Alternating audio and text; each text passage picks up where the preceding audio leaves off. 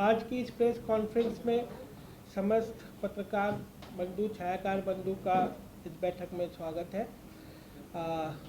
सर्वप्रथम जैसा कि आपको विदित है 16 तारीख को भारत निर्वाचन आयोग द्वारा हरियाणा के आगामी विधानसभा चुनाव के दृष्टिगत उसका शेड्यूल जारी कर दिया गया था, जो कि आप लोग को भी विदित है। और इसमें जो समस्त 90 विधानसभा के लिए जो चुनाव होने हैं उसकी 5/9/24 को 5 सितंबर को उसकी नोटिफिकेशन समस्त आरओ द्वारा जारी की जाती है अपने अपने विधानसभा क्षेत्र में। और लास्ट डे ऑफ नॉमिनेशन जो होगा वो 12 सितंबर होगा। 13 तारीख को स्क्रूटनी ऑफ नॉमिनेशन टेकअप की जाएगी, जो में समीक्षा की जाती है नॉमिनेशन पेपर की। और विड्रॉल 16/9/2024 तक हो सकेगा। और डेट ऑफ पोल जैसा आपको विदित है 1 अक्टूबर 2024 में सुबह 7 बजे ऑनवर्ड्स रहेगी वोटिंग की प्रक्रिया। और जो काउंटिंग है वो 4 अक्टूबर 2024 को होगी। और काउंटिंग जो है वो हरदम के हिसाब से 8 बजे सुबह आरंभ होगी। और ये सारी जो चुनाव की प्रक्रिया है ये 6 अक्टूबर तक इसको पूर्ण किया जाना है। तो ये तो जो आगामी विधानसभा चुनाव है उसका ये शेड्यूल है। जहाँ तक समरी रिवीजन की बात है, जो इलेक्टोरल रोल से रिलेटेड जो समरी रिवीजन होता है, तो इस बार लोकसभा से पहले भी हुआ था समरी रिवीजन। और ये जो सेकेंड स्पेशल समरी रिवीजन है ये पीछे विगत दिनों चल रहा था। और 2 अगस्त को इसमें प्रारंभिक प्रकाशन समस्त जो हरियाणा के 90 विधानसभा क्षेत्र के जो 20,629 पोलिंग स्टेशन थे, वो समस्त 20,629 पोलिंग स्टेशन की ड्राफ्ट प्रकाशन हो चुका है।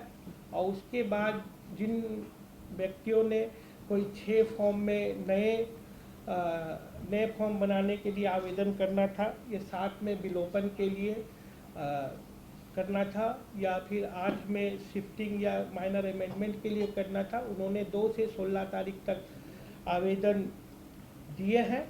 और उस आवेदन के हिसाब से उनका निस्तारण हमने करते हुए 27 अगस्त को फाइनल इलेक्टोरल रोल का प्रकाशन करना है समस्त विधानसभा क्षेत्र के समस्त पोलिंग स्टेशंस का।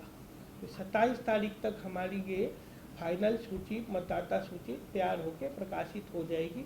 उसके बाद भी जन साधारण की सूचना के लिए उसके बाद होता है कंटिन्यूअस रिवीजन, जो कि चलता रहता है। कंटिन्यूअस रिवीजन क्योंकि हमारे यहाँ इस बार चुनाव में 12 सितंबर जिसे लास्ट डेट है नॉमिनेशन की, तो उसके 10 दिन पहले यानी 2 सितंबर 2024 तक वो अगर कोई उसके बाद भी रह गया जो 16 तारीख तक नहीं आवेदन कर पाया अपने नाम को ऐड कराने के लिए मतदाता सूची में, तो वो 2 सितंबर तक भी आवेदन कर सकता है, चाहे वो एडिशन के लिए है फॉर्म 6 में, या डिलीशन के लिए फॉर्म 7 में, या संशोधन के लिए फॉर्म 8। जो अभी तक हमारे इलेक्टर हैं आज की तिथि में 2/8 का प्रारंभिक प्रकाशन को मान के उसको आधार मानकर, और 19/8 मतलब कल तक के जो हमारे थे, तो टोटल इलेक्टर उसको सम्मिलित करने के बाद जो अभी डिस्पोजल हुए जो फॉर्म्स, अभी जनरल इलेक्टर हमारे 2,02,18,427 है। सर्विस इलेक्टर हमारे 1,09,204 हैं। तो टोटल इनको मिला के 2,03,27,631 इलेक्टर बनते हैं कल की तिथि तक, जो कि अभी कार्य अभी जारी है। और 27 तारीख को इसका फाइनल पब्लिकेशन होएगा। जो एपिक की परसेंटेज है फोटो इलेक्टोरल रोल वो 100% है। फोटो की भी परसेंटेज ये पहले ज़्यादा प्रासंगिक था, अब लेकिन 100% ही है पिछले विगत कई सालों से, तो इसमें कोई इशू नहीं है। जो 85% एबव एज के जो वोटर हैं वो अभी की तिथि के अनुसार 2,42,818 है, और जिनको कि होम वोटिंग की फैसिलिटी उनको मुहैया कराई जाती है अगर वो चाहे तो। और वो स्वेच्छा से मतलब ऑप्शनल है, चाहे वो पोलिंग बूथ पर वोट करें या फिर वो होम वोटिंग की भी फैसिलिटी का फ़ायदा उठा सकते हैं माननीय निर्वाचन आयोग की हिदायत अनुसार। और जो 100+ एज के भी जो इलेक्टर है वो भी लगभग हरियाणा में एज ऑन डेट 9,554 है, जो कि दिखाता है कि हमारे यहाँ बहुत अच्छे हेल्थ वाले लोग हैं जिनकी आयु 100+ है। और इसमें जो अभी 18 से 19 एज ग्रुप के जो इलेक्टर हैं वो 4,82,896 हैं, और 20 से 29 भी जो युवा वर्ग ही है वो 41,52,806 है। और लगभग एक पोलिंग स्टेशन की जो साइज़ बनती है वो 980 मतदाता बनते हैं, क्योंकि टोटल वोटर को अगर हम इससे डिवाइड करें जो हमारे पोलिंग स्टेशन है 20,629, तो ये फिगर निकल के आती है। और जब 27 तारीख को हमारा फाइनल पब्लिकेशन होगा तो उसके बाद जो भी अमेंडमेंट मतलब जो भी चेंजेज आएंगे उससे आपको अवगत करा दिया जाएगा। एक आपको पता ही है, पहले जैसे अब 4 क्वालिफाइंग डेट्स होती है इलेक्टर बनने के लिए। बहुत पहले सिर्फ 1 जनवरी को ही क्वालिफाइंग तिथि माना जाता था। अब पीछे माननीय निर्वाचन आयोग की हिदायत अनुसार 1 जनवरी, 1 अप्रैल, 1 जुलाई और 1 अक्टूबर के हिसाब से उसको उसकी क्वालिफाइंग डेट मानकर उसकी एडिशन किया जाता है।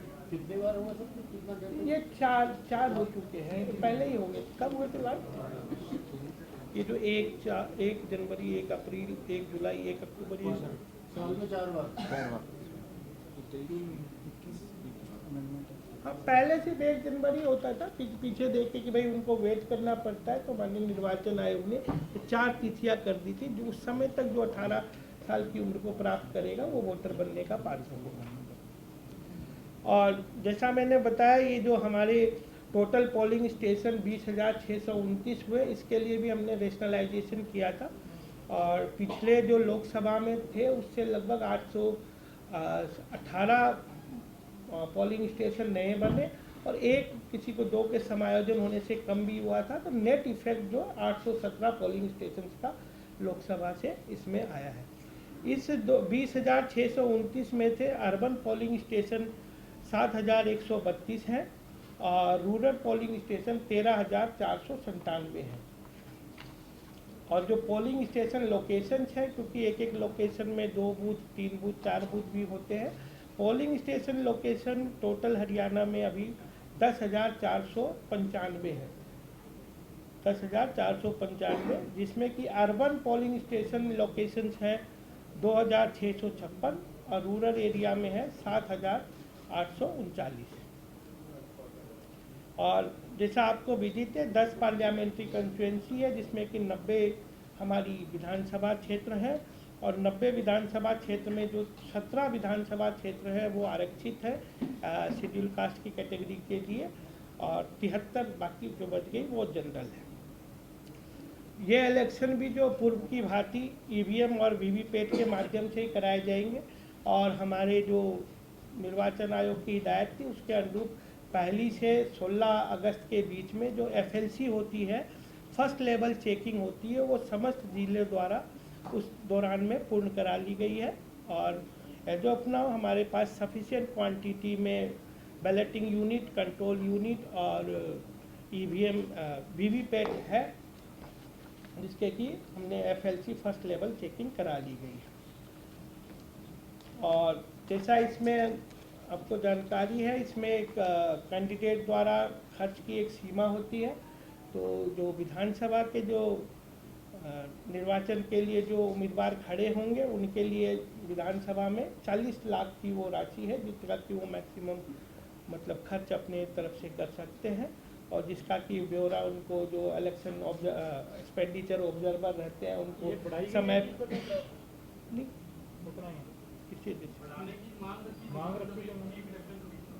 हाँ मांग रखी थी कुछ पॉलिटिकल पार्टी में। अगर उस तरह का कोई निर्णय आएगा तो आपको अवगत कराया जाएगा। और वो जो पीछे क्रिमिनल एंटीसीडेंट्स की कैंडिडेट और पॉलिटिकल पार्टी द्वारा सर्वसाधारण को सूचित करने का जो विभिन्न माननीय उच्चतम न्यायालय के दिशा निर्देश अनुसार शुरू हुआ था, तो उसमें आप लोग को पता ही है कैंडिडेट को, जो कैंडिडेट है किसी पॉलिटिकल पार्टी को, उसको न्यूज़पेपर में, टीवी में 3 बार उसको प्रकाशित करना पड़ता है from the last day of withdrawal. Last day of withdrawal जो अपने यहाँ से मेरे ख्याल से 16 बन रही है ना, हाँ 16 सितंबर से लेकर up to the 2 days before the poll, मतलब 2 दिन उससे पहले तक, जैसे 1 अक्टूबर को है तो 31 और 30, मतलब उस दौरान में इनको 16 से लेके 30 सितंबर के दौरान में 3 बार इनको प्रकाशित करना होगा। और इसी प्रकार से पॉलिटिकल पार्टीज़ है वो न्यूज़पेपर में भी करती है, टीवी में भी देती है और अपने पॉलिटिकल पार्टी की वेबसाइट में भी देती है। और ऐसे ही वो जो सूचना जो कैंडिडेट है वो सारी सूचना अलॉन्ग विद द जो उस पर एक्सपेंडिचर उसका खर्च हुआ है इस एडवर्टीजमेंट के लिए, वो सारी सूचना वो जिला निर्वाचन अधिकारी को देता है और इसी प्रकार पॉलिटिकल पार्टी जो है वो सीईओ को देती है। अगर 3 बार कैंडिडेट को क्या सूचना देंगे? वो अगर कोई उसमें क्रिमिनल एंटीसीडेंट है तो वो खुद छपवाता है। हाँ, क्राइम से संबंधित तो न्यूज़पेपर और टीवी में वो कैंडिडेट अपना ऐड देता है और 3 बार देना है उसको। जो लास्ट डे ऑफ विड्रॉल है जो अपने केस में 16 सितंबर है, और 2 days before the day of poll, जो मतलब 1 तारीख, जैसे 2 डेज 1 तारीख तो पोल की डेट है, मतलब उसमें 31 और 30, मतलब 30 सितंबर, और उसके बीच में इन्होंने 3 बार वो सूचना देंगी। इसी प्रकार से पॉलिटिकल पार्टी ने जो है उसने न्यूज़पेपर में भी, टीवी में भी और पॉलिटिकल पार्टी की अपनी वेबसाइट में भी सूचना देनी होती है। और ये सूचना प्रकाशित करने के बाद जो कैंडिडेट है वो जिला निर्वाचन अधिकारी को अवगत कराएगा कि मैंने ये किया अलॉन्ग विद द एक्सपेंडिचर उसका जो लगा है, और पॉलिटिकल पार्टीज जो है वो सीईओ को स्टेट ऑफिस में देती है। तो इस प्रकार से इसकी है। और 1-2 और प्लेटफॉर्म है पॉलिटिकल पार्टीज, C7 भी इनका फॉर्म है जिसमें न्यूज़पेपर, सोशल मीडिया प्लेटफॉर्म और वेबसाइट ऑफ द पार्टी, इसमें भी देती है सूचना। और फिर इस सूचना को कि भाई हमने दे दिया, उसकी सूचना देते हैं कमीशन को। तो मेनली आप पहले वाला ही मेनली उसमें सारा डिटेल्स आ ही जाती हैं। और जहाँ तक आपको यह है, विभिन्न ICT का काफ़ी प्रयोग इलेक्शन के दौरान होता है। जो कैंडिडेट्स के लिए, पॉलिटिकल पार्टीज़ के लिए डिफरेंट जो परमिशन होती है, चाहे व्हीकल की परमिशन है, रैली होल्ड करने की है, प्रोसेशन के लिए है, इस सब के लिए सुविधा ऐप का वो इस्तेमाल कर सकते हैं। उसको उनको बस सिर्फ लॉगिन करके उसमें कैंडिडेट को या उसके पार्टी को उसमें लॉगिन करना पड़ता है, उसका रजिस्ट्रेशन करना पड़ता है, और फिर वो उसकी मूवमेंट भी देख सकते हैं कि उसकी वो जो है परमिशन कहाँ पर अभी चल रही है, जो कि उनको सुविधा प्रदान करता है। वो नॉमिनेशन भी इसके माध्यम से अगर जो ऑनलाइन करता है तो वो कर सकता है सुविधा ऐप के माध्यम से। इसी प्रकार से CVGIL ऐप है जो मॉडल कोड ऑफ कंडक्ट की इन्फोर्समेंट के लिए या उसकी मतलब पहले तो बेसिकली वायलेशंस की रिपोर्ट कोई भी करके उसमें कर सकता है, जिसको कि फिर आगे जिला अधिकारी तक वो पहुंच जाता है, उनके कंट्रोल में फिर FST SST जो टीम होती है उनके पास, FST के पास ही जाता है, फ्लाइंग स्क्वाड टीम के पास, फिर वो उसमें चेक वेक करके अपनी रिपोर्ट भेजती है। और इसमें इसकी आवाज़ कितनी है, हाँ 100 मिनट्स में इसका जवाब देना होता है। तो इस प्रकार से ये CVGIL का एक ऐप है जो कि इन्फोर्समेंट, MCC की इन्फोर्समेंट में सहायक होता है। एक ऐसे to know your candidate app है ताकि जागरूक मतदाता अपना निर्णय कर सके कि और अपने कैंडिडेट के पास्ट के बारे में जान सके। उसके लिए ये to know your candidate app होता है जिसमें कि वो एंट्री, मतलब वो स्वतः ही जो उसकी एफिडेविट वगैरह है उससे एंट्रीज आ जाती है। अगर उसमें क्रिमिनल बैकग्राउंड वगैरह है वो विभाग, मतलब CO ऑफिस उसमें कर देता है, वो अपने आप होता है। सक्षम ऐप इसी प्रकार से जो वोटर्स विथ सर्टेन डिसेबिलिटीज़ हैं और उनके उसमें मतलब वोटर उसमें भी लिखा है, तो वो लोग कई सुविधा, जैसे कि उनको सूचना उसमें रजिस्टर कर सकते हैं, वो कोई सुविधा की डिमांड कर सकते हैं, या फिर उनको वहाँ व्हीलचेयर वगैरह पोलिंग स्टेशन में चाहिए तो उसके लिए भी वो उसमें आवेदन भर सकते हैं ताकि उनको इसमें सपोर्ट किया जा सके और वो अपने मताधिकार का सुगम तरीके से प्रयोग कर सके मतदान के दिन। तो ये उनके लिए सुविधा रहती है। वोटर हेल्पलाइन ऐप ये समझ जनता के लिए है, जिसने भी कोई फॉर्म 6 में फॉर्म भर के आवेदन करना हो नए वोटर बनने के लिए, या कोई डिलीशन करवाना हो अपना, या फिर कोई अमेंडमेंट करनी हो, तो वोटर हेल्पलाइन ऐप है। तो इस प्रकार से विभिन्न आईसीटी टूल्स है जिसके माध्यम से मतलब पूरी प्रक्रिया को थोड़ा सरल, सुगम और मतलब क्या कहेंगे, मतलब जल्दी की प्रक्रिया में करने के लिए सहयोगी साबित होंगी। पोस्टल बैलेट की जहाँ तक आपको बात है, पोस्टल बैलेट पेपर 85 प्लस के जो इलेक्टर, मैंने जैसे बताया कि अपने यहाँ 2 लाख समथिंग के 2,42,818 हैं पूरे स्टेट में, तो वो लोग इसका प्रयोग कर सकते हैं। उनकी स्वेच्छा रहेगी कि वो खुद मतलब पोलिंग स्टेशन में आके मतदान करें, या फिर अपने होम वोटिंग की फैसिलिटी ले, अगर वो उतने चलने फिरने में दिक्कत है या और भी अगर उनको कोई परेशानी है तो। और इसके साथ साथ उसमें जो कुछ जो एसेंशियल सर्विसेज के लोग होते हैं उनको भी पोस्टल बैलेट की सुविधाएं मिलेगी। एसेंशियल सर्विसेज में जैसे पीछे भी माननीय निर्वाचन आयोग ने हरियाणा के लिए 29 डिपार्टमेंट्स को किया था, इस बार भी उनके तरफ से तो वो चिट्ठी आ गई है, ये बस हमारे अभी गजट नोटिफाई करना बाकी है। तो विभिन्न विभाग जो उस तरह के इमरजेंसी के कैटेगरी में आते हैं, तो उनकी उस दिन भी अगर ड्यूटी है रहती है और वो अपनी ड्यूटी को छोड़ नहीं सकते, उसके कर्मचारी अधिकारी, तो वो लोग भी जो पोस्टल बैलेट का फ़ायदा उठा सकते हैं। हाँ, मीडिया वो पर्सन्स हैं उसमें जो कमीशंस की अप्रूवल से जो पोलिंग डेज में रहते हैं ना, मतलब मीडिया कवरेज में, वो लोग कवर्ड है। 3rd नंबर पे ही है, media person to whom authorization letter have been issued with the approval of commission to cover poll day activities, तो वो इसमें कवर्ड है। जो हेडक्वार्टर इधर है,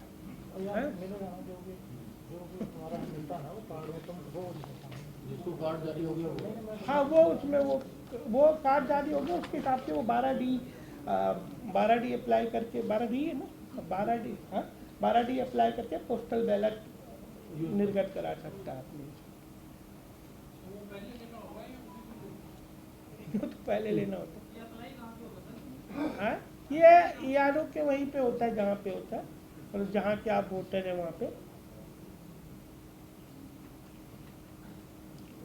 और जो जहाँ तक उसकी बात है असेंबली इलेक्शन के लिए, जो पैरामिलिट्री वगैरह फोर्स की हम लोगों ने, मतलब पुलिस ने 225 कंपनी की डिमांड की है सेंट्रल पैरामिलिट्री फोर्स की, जिसमें अभी 70 हमें अलॉट भी हो गई है, 70 कंपनी, वो शायद 25 तारीख की तिथि है, तब उसमें आएगी फॉर कॉन्फिडेंस बिल्डिंग मेजर, क्योंकि इलेक्शन तो अपना 5 तारीख से नोटिफिकेशन शुरू होगा, लेकिन उसके पहले की जो एक्टिविटी है, गतिविधियाँ हैं, उसको सुचारू रूप से चलाने के लिए, कॉन्फिडेंस बिल्डिंग के लिए एक पूरा सिक्योरिटी का और अच्छा लॉ एंड ऑर्डर का। आपने 225 मांगे थे, 225 की डिमांड थी, हाँ, 75 मिली है। नहीं, वो तो अभी नहीं, इनिशियल स्टेज पे जो मतलब अभी हो हाँ, वो तो प्रायर टू इलेक्शन, जैसे वो कॉन्फिडेंस बिल्डिंग के लिए पहले भेज देते ना, रूट मार्चिंग के लिए, फ्लैग मार्चिंग के लिए। कितनी रोड हुई है? 70 और 75? अभी 70 तो अभी इनिशियल लेवल पे हुई है फॉर कॉन्फिडेंस बिल्डिंग और प्री एक्टिविटीज़ के लिए, क्योंकि बात के लिए तो मेन तो पोल डे के उसके आसपास के लिए चाहिए होगी। 70 नहीं 70 का नहीं, आप उसको सो फार के लिए नहीं करो, ये बेसिकली जब होता है तो इनिशियल स्टेज पे थोड़ी सी आती है, इसका पर्पस डिफरेंट है अभी, बाकी तो सारी उसमें आएंगी अभी, जो मतलब इससे तो अभी काफ़ी आएंगी। उसकी अभी प्रक्रिया चल रही है बहुत जगह, सेक्टर मजिस्ट्रेट और सेक्टर कई बार ईवीएम खराब हो जाती है तो चेंज करने में बहुत टाइम लग जाता है, तो उससे वोटर बहुत खड़े जाते हैं, उसके लिए उससे भी चेंज किया प्रक्रिया पहले भी था। एक मिनट बस, और फिर कुछ लेना आप। AMF की जो है एश्योर्ड मिनिमम सर्विसेज जो फैसिलिटी जो माननीय निर्वाचन आयोग की हिदायतें हैं, उसके अनुरूप ज़्यादातर चीज़ें देखो अपने यहाँ स्कूल्स वगैरह भी अच्छी जगह पे हैं, तो शेड मुख्यतः होता ही है, ड्रिंकिंग वाटर भी होता है, टॉयलेट्स की भी फैसिलिटी होती है।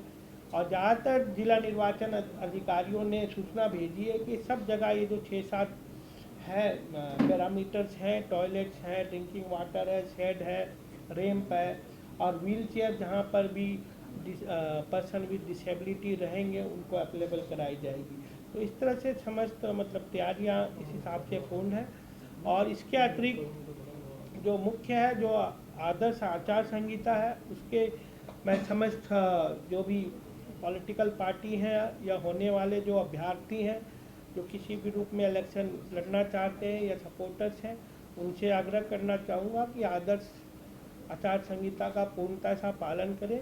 और उनको डिटेल्स तो उनको पता ही है, बहुत हमने दी है, और बाकी भी सारा इलेक्शन माननीय निर्वाचन आयोग की साइट्स में अवेलेबल है। तो उसका और एक सौहार्दपूर्ण वातावरण में मिलजुल कर ये जो प्रजातंत्र का एक ये पर्व है इसमें अपना सहयोग दें और सबका सपोर्ट करें। मतलब कि सपोर्ट इन द सेंस कि मतलब सही तरीके से करें, किसी प्रकार का इंडिविजुअल आक्षेप और इस पे ना रहे, ना किसी की मतलब जो भी हिदायतें हैं आदर्श चुनाव संहिता की उसकी पूर्णता से पालना करें। और जो भी उनका कैंपेन का मोड है, कैंपेन करना चाहते हैं, तो वो सारी चीज़ें की जो भी परमिशन वगैरह है वो समयबद्ध तरीके से लें। और कहीं पे दिक्कत आती है तो मतलब उसके सीनियर अधिकारी को कांटेक्ट कर सकते हैं, सीओ ऑफिस में भी कर सकते हैं। बाकी समस्त लोगों को हिदायतें हैं, ऐसी कोई दिक्कत आएगी नहीं कि उनको कोई प्रोसेशन की दिक्कत आ रही हो, परमिशन की, कोई रैली की परमिशन में आ रही हो, कोई गाड़ी की परमिशन में दिक्कत आ रही हो। सर, होम वोटिंग का जो आपने बताया, होम वोटिंग के लिए कौन सी डेट्स रहेंगी? और जो सुपरवाइजरी ऑफिसर्स की जो गाड़ी है वो जीपीएस फिटेड भी रहेगी, तो ताकि वो जो मतलब कि चेंज की जो प्रक्रिया है कहीं पर या और भी जो सुपरवाइजरी उनका रोल है वो मतलब ज़्यादा तेज़ी से हो सके, ऐसा सुनिश्चित किया जाएगा। ठीक है। और इसके अलावा जो 12-13 जो इलेक्टर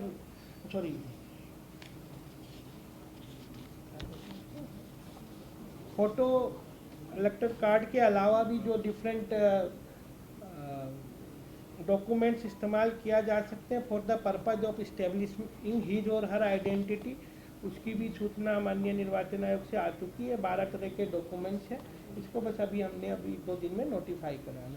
एक मैं आपके माध्यम से इसमें सहयोग चाहूँगा कि जिसका भी कोई है कि कई बार लोगों को रहता है कि भाई मेरा नाम मतदाता सूची में नहीं था, मेरे पास एपिक कार्ड है, तो एपिक कार्ड आपकी मतलब किसी के भी एपिक कार्ड जो है वो उसकी पहचान आइडेंटिफिकेशन सुनिश्चित करने के लिए है, वो आपको मताधिकार का अधिकार नहीं देता।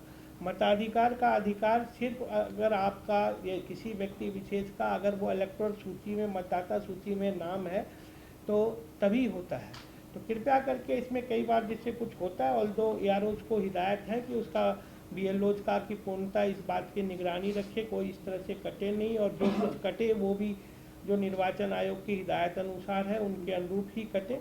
लेकिन फिर भी थोड़ा सा उसमें वो अभी भी समय है, वो अपना देख लें कि भाई उनका मतदाता सूची में अगर कहीं पर है उनका नाम है या नहीं है, और कोई विशेष उसमें है तो अभी उनके पास 2 सितंबर तक का समय है, वो उसमें फॉर्म 6 अप्लाई करके आइदर ये जो वोटर ऐप है या फिर उसके माध्यम से BLO के माध्यम से वो अप्लाई कर सकते हैं।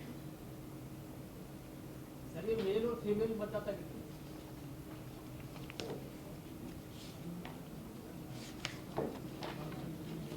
अभी age on date general elector जो है वो मेल में है 1,07,14,565।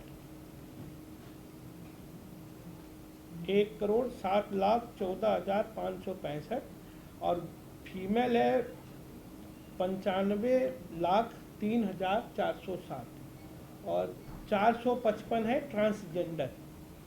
कुल मिला के ये हो जाते हैं 2,02,18,427। और सर्विस इलेक्टर में मेल है 1,04,456, फीमेल है इसी प्रकार से 4,778, टोटल मिला के सर्विस इलेक्टर बनते हैं 1,09,204 तो इसमें फर्स्ट टाइमर का भी डाटा लिया जी, है। फर्स्ट टाइमर जो वोटर हैं तो ऐसा है डाटा लिया? फर्स्ट टाइमर ये 18-19 का है, ये जो मतलब ये, लेकिन ये जनवरी के भी होंगे ना, जनवरी के इंक्लूडेड। हाँ, 4,82,896, मतलब जो 18 साल और 19 साल के बीच के। सर्विस इलेक्टर का डाटा एक बार दोबारा बोलिए प्लीज। सर। सर्विस इलेक्टर जी 1,04,456 मेल, 4,748 फीमेल, टोटल हो जाते हैं सर्विस इलेक्टर 1,09,204। सर ये जो कैंपेन चल रहा है, पॉलिटिकल पार्टी जो कैंपेनिंग कर रही है, इसको कैसे मॉनिटर किया जाता है? क्योंकि हमने देखा हरियाणा में कल जीत में कांग्रेस के खिलाफ पोस्टर लगे हैं, आज करनाल में बीजेपी सरकार के बीजेपी के खिलाफ पोस्टर लगे, सरकार के खिलाफ लगे, लेकिन किसी ने कोई क्लेम नहीं किया, किसी ने पोस्टर छपा वाले का नाम नहीं। तो ये जो पोस्टर वॉर चल रहा है पॉलिटिकल पार्टी, इसको आप कैसे देखते हैं, क्या एक्शन इस पर होगा? ये देखिए, अभी आपने सूचना में लाए हैं, डीओ को कहेंगे कि इसमें आप पता कीजिए, और भी जो डिफरेंट शिकायत आई पोस्टर की, पोस्टर लगे, बैनर लगे, उस पर हमने कार्रवाई की है, डीसीज को भेजा है, डीओ को, आरओ को, उसमें वो अपनी एफएसटी के माध्यम से, जो उनकी एमसीसी की टीम है उसके माध्यम से कार्रवाई कर रहे हैं। सर लोकसभा चुनाव के अंदर देखा गया कि कुछ कैंडिडेट पर हमले भी हुए, यहाँ तक कि पत्थरबाजी भी हुई, तो उस दौरान उनको एक्स्ट्रा सिक्योरिटी दे दी गई थी। तो विधानसभा में इस तरीके की कोई अगर पहले से ही आप इस तरीके से कोई सिक्योरिटी उनकी बढ़ाएंगे या कैसे एक्स्ट्रा गनमैन वगैरह देंगे? नहीं, उसमें मेरे ख्याल से निर्वाचन आयोग की जब वो कैंडिडेट फिक्स हो जाते हैं उसके बाद उनकी हिदायतें हैं, और उसके अतिरिक्त भी किसी की अगर रिक्वायरमेंट होगी तो असेसमेंट के हिसाब से उसमें पुलिस विभाग कार्रवाई करेगा उनकी असेसमेंट। सर इस बार जो है आपके पास बहुत सारी कंप्लेंट आई है, जो कंप्लेंट आई है, ट्रांसफर लिस्ट आई है और कई चीजें हुई हैं, इस बार बहुत सारे प्रपोजल आपके पास आए हैं, तो क्या उनकी अनुमति आपने दी है? कैसे विपक्ष वालों ने भी कंप्लेंट भेजी है जैसे कांग्रेस ने? हाँ, नहीं, वो कांग्रेस की जो 16 तारीख को जो ट्रांसफर हुए थे उसके विषय में एक कंप्लेंट, एक क्या मतलब 3 अलग अलग माध्यम से कंप्लेंट आई थी, उनका उनको जवाब दे दिया गया है। तो आपकी परमिशन से जारी हुई? नहीं, वो परमिशन माननीय निर्वाचन आयोग द्वारा आई थी, और वो इसलिए आई थी क्योंकि कई लोग बोल रहे थे कि इलेक्शन तो 3 बजे शुरू हुआ, ऐसा नहीं है, एसएसआर की एक्टिविटी चल रही थी, स्पेशल समरी रिवीजन की एक्टिविटी चल रही थी, और स्पेशल समरी रिवीजन के दौरान भी ईआरओ जो हैं, जो निर्वाचन अधिकारी होते हैं, जो वोटर बनाते हैं, उनके तबादले में उसमें भी रिस्ट्रिक्शन होती है, तो उस कारण से निर्वाचन आयोग से परमिशन ली। सर कुछ चीज़ों को लेकर के जब कैबिनेट में बैठा तो इन्होंने कहा कि हमने जो है निर्वाचन आयोग से अनुमति मांगी है चीज़ों को लेकर, आपके पास ऐसी कोई सूचना आई है? उन्होंने कुछ भेजा आपको?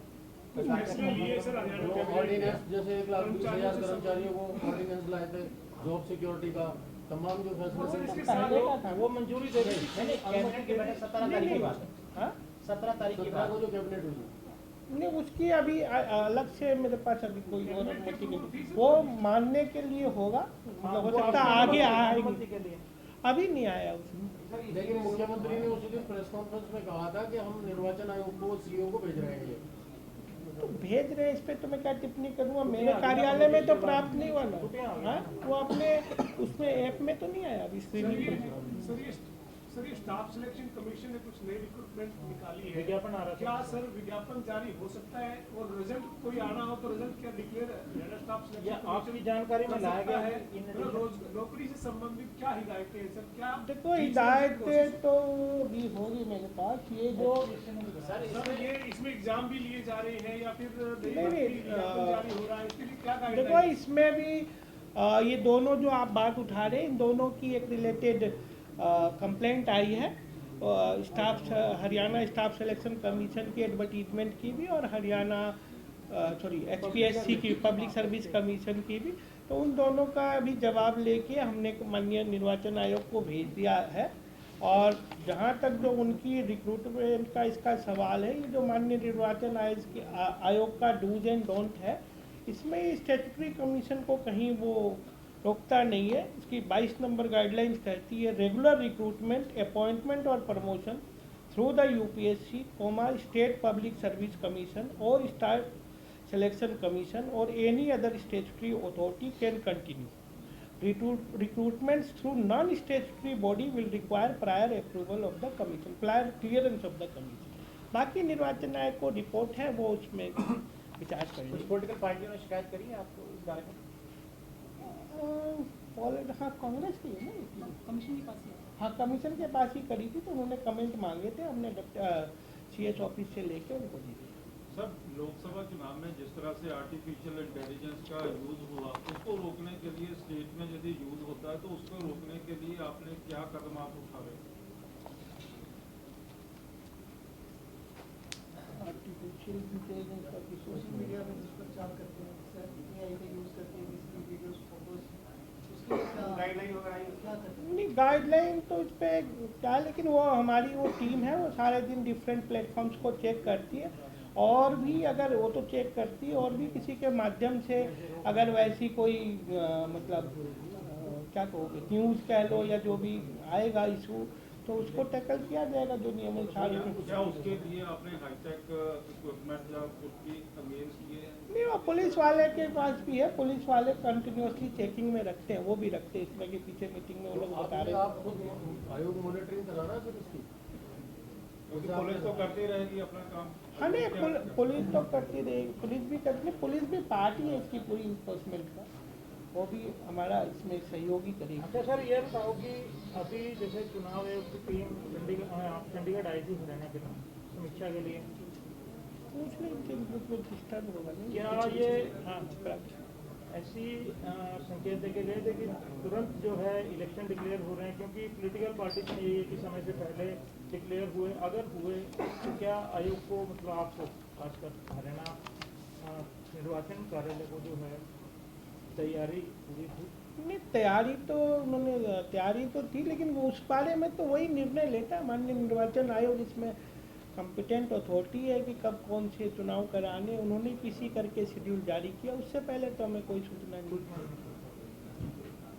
सर, ये भर्तियों में बोर्ड, यूनिवर्सिटी सभी शामिल होंगे ना, तो भर्ती नहीं कर सकते? देखो, मैंने तो एग्जैक्ट वो वर्ड्स ना स्टेचुटरी बॉडीज लिखा उसमें, और कमीशन जैसे HPSC है, स्टाफ सिलेक्शन कमीशन है, और बाकी इसका जवाब माननीय निर्वाचन आयोग ने मांगा था, वो भी उनको पेरुजल के लिए भेज दिया। जो नई एडवर्टीजमेंट जारी होगी, क्या उसमें कुछ डायरेक्शन है उसमें? जो आप बता रहे नई मान लीजिए विज्ञापन जारी हो रहे हैं या कुछ रिक्रूटमेंट की प्रोसेस अब शुरू होती है आचार संहिता के दौरान? देखो, इसके जो इंस्ट्रक्शन के हिसाब से तो ये कंटिन्यू हो सकता है, और बाकी उसमें निर्वाचन आयोग को शिकायत की गई थी, उन्होंने रिपोर्ट मांगी है, वो हमने भिजवा दी। उनकी जो इंस्ट्रक्शन है उसमें ये साफ साफ कवर हो। सर, होम वोटिंग की डेट्स कौन कौन सी रहेंगी? होम वोटिंग में ये सिस्टम होता है कि होम वोटिंग के लिए फॉर्म 12 अप्लाई करना होता है, और ये date of announcement of programme से लेकर जब नोटिफिकेशन होगी उसके 5 दिन तक अप्लाई कर सकता है आदमी। अपने कंसर्न RO के पास अप्लाई करेगा जहाँ उसका वोट बना है, और उसके बाद वो एग्जामिन करेगा, उसको भेजा जाएगा फॉर्म 12 को। 12 फॉर्म अप्लाई करेगा होम वोटिंग के आदमी, और ये अप्लाई कर सकता है जब नोटिफिकेशन होगी हमारी उसके 5 दिन बाद तक, यानी कि 10 सितंबर तक अप्लाई कर सकते हैं। अपने RO के पास आप अप्लाई करेंगे, RO उसको चेक करेगा, अपनी वोटर लिस्ट के सब पर्टिकुलर सही है तो उसको सैंक्शन देगा, अप्रूवल देगा उसके लिए, और उसके बाद टीम गठित होगी 2 लोगों की, पोलिंग टीम, जो उसके घर जाके उसको मतलब कि पहले शेड्यूल फाइनल कर लेंगे, किस डेट पे उसके घर जाके वोटिंग करानी है, और उसमें पॉलिटिकल पार्टी कैंडिडेट उसको भी इन्फॉर्म किया जाएगा, वीडियोग्राफर होगा, और एक पुलिस का भी आदमी होगा, पूरी सिक्योरिटी के साथ जाएंगे, और जो भी गाइडलाइंस है, जो सामान लेके जाना है वो लेके जाएंगे, और वहाँ पे वोटिंग मेंटेन करते हुए उसकी वोटिंग कराएंगे, और कैंडिडेट को अपने ऑफिस लेके RO को देंगे। अच्छा मैम, आप तो लोकसभा के समय में थे, ये बताएं कि लोकसभा चुनाव के दौरान, पोलिंग के दौरान किसी तरह की कोई शिकायतें, खासकर जो एमिनिटीज़ की बात आप कर रहे हैं, क्योंकि हमने देखा कि कई जगह बिजली की या फिर पानी की या फिर व्हील चेयर की व्यवस्था नहीं थी हिदायतों के बाद, कोई ऐसी आपके पास शिकायतें आई थी, कोई कार्रवाई हुई? किन्हीं लोगों के खिलाफ ये ऐसी कोई सीधी शिकायत उस समय हमें नहीं मिली है, हमने आपके न्यूज़पेपर के माध्यम से ही पढ़ा था, तो फिर हमने साथ डायरेक्शन कंसर्न RO को और कंसर्न डिस्ट्रिक्ट इलेक्शन ऑफिसर्स को देंगे, और इस पर भी देंगे, और कल हम इंश्योर करेंगे 100% जैसे बेसिक फैसिलिटी मिलेगी। उन शिकायतों से मतलब एक हम जैसे इलेक्शन लेते हैं, तो अब की दफ़ा क्योंकि मौसम भी ऐसा रहेगा, तो अब की दफ़ा कुछ ज़्यादा हम सख्त निर्देश कह रहे हैं कि ऐसी व्यवस्था जो कमियाँ लोकसभा के बिल्कुल दौरान बिल्कुल जो कमियां पिछले इलेक्शन में रही है, जो हमारे नोटिस में आई, आप लोगों के माध्यम से आई या पब्लिक के माध्यम से मिल रही है, तो हमें पूरा श्योर करेंगे कि ये सब कमियां दोबारा रिपीट ना हो, और जो कमीशन की गाइडलाइंस हैं एश्योर्ड मिनिमम फैसिलिटी के रिगार्डिंग वो सभी इम्प्लीमेंट हो। अगर आप लोगों के माध्यम से कुछ नोटिस में आता है, 2 दिन पहले भी तो नोटिस में आता है कि व्यवस्था ठीक नहीं है, तो हमारे नोटिस में लाइए, हमारी जिम्मेवारी, हमारी ड्यूटी, हम उसको कंप्रेस कराएंगे। सर वीवीपैट का जो मैचिंग का एक कंट्रोवर्सी रही थी लोकसभा के इलेक्शन में, वो 9 लाख वोट का लेके एडीआर ने जो है आगे अपील करी थी, तो इस तरह का कुछ यहाँ पे विवाद ना बने इसके लिए कोई व्यवस्था? 9 लाख वोट का एक कंट्रोवर्सी बनी थी कि 9 लाख वोट जो है वीवीपैट के साथ मैच नहीं हुए। हरियाणा में तो नहीं किए थे, नहीं, हरियाणा में नहीं थी और दूसरे को दोबारा देखो इस पे एक सवाल ये है कि कोड ऑफ कंडक्ट लगा कि वो जो ट्रांस पुलिस का आईएएस आईपीएस एचटीएस की तहसीलदार की इंस्पेक्टर की, उसमें क्या प्रोसेस किया? पक्ष में भी सवाल उठे, चर्चा में रहा होगा कि ऐसा सरकार के दबाव में पहले सहमति ली गई है, परमिशन ली गई, क्या उसका प्रोसेस उठा के बताएं कि आगे इस तरीके की रही? हाँ, उसमें इलेक्शन कमीशन के अप्रूवल के साथ ही ये गवर्नमेंट नहीं काम देखो जो आईएएस एचसीएस की थी उसकी बाकायदा उन लोगों ने परमिशन ली थी और बिफोर डेट 3 PM दी थी, और उसका भी जवाब कल मैंने कहा 3 लोगों से कांग्रेस पार्टी के विभिन्न पदाधिकारियों से आई थी कंप्लेंट, तो वो उनको उसका जवाब दे दिया गया। दूसरी बात, एक जो पुलिस वाली थी, पुलिस के 12 या 14 लोग थे, तो उसमें भी उनकी तो वो उस समय से पूर्व में ही हुई थी। उन्होंने बिल्कुल लिखित जवाब में दिया है कि वो जो माननीय निर्वाचन आयोग की जो पीसी थे उससे पहले ही ये मतलब जारी कर दिए थे। 16 में से 86 अधिकारियों का तबादला हुआ था, एक ही लिस्ट आई थी, 86 अधिकारी थे, आईएएस भी थे, एचएस भी थे, तो इसकी परमिशन दी गई थी? हाँ ली गई। सर आपने ये सर ईवीएम के बारे में कितनी मशीनें टोटल आपके पास है सर, और बैकअप पे कितनी है, और खराब की स्थिति में क्या कोई आपके पास है कुछ टास्क फोर्स? यही बात है, चुनाव आता है ईवीएम का खराब कर दो ये जो है ना, ये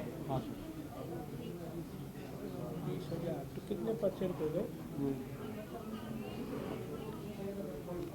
20,600 ऑल डे के लिए 120 सी, 120% वीयू, 120% सीयू और 130% वीपैट, जो कि मेरे पास सफिशिएंट मात्रा ऑल डे। जिसमें देखिए पोल डे के लिए जो माननीय निर्वाचन आयोग की हिदायतें हैं उसके लिए हमें कंट्रोल यूनिट जो जैसे 100 बूथ है तो 120% हमारे पास होनी चाहिए, बैलेटिंग यूनिट भी 120% होने चाहिए और वीवीपैट 130% होनी चाहिए। तो उसके हिसाब से हमारे 20,629 बूथ हैं आज की डेट में। और जो अभी मैंने बताया कि 1 से 16 तारीख के बीच में इनको जो FLC कराई गई, फर्स्ट लेवल चेकिंग कराई गई, तो फर्स्ट लेवल चेकिंग कराने के बाद कंट्रोल यूनिट हमारे पास अभी जो ओके है, जो उसमें ओके पाई है वो 25,788 है।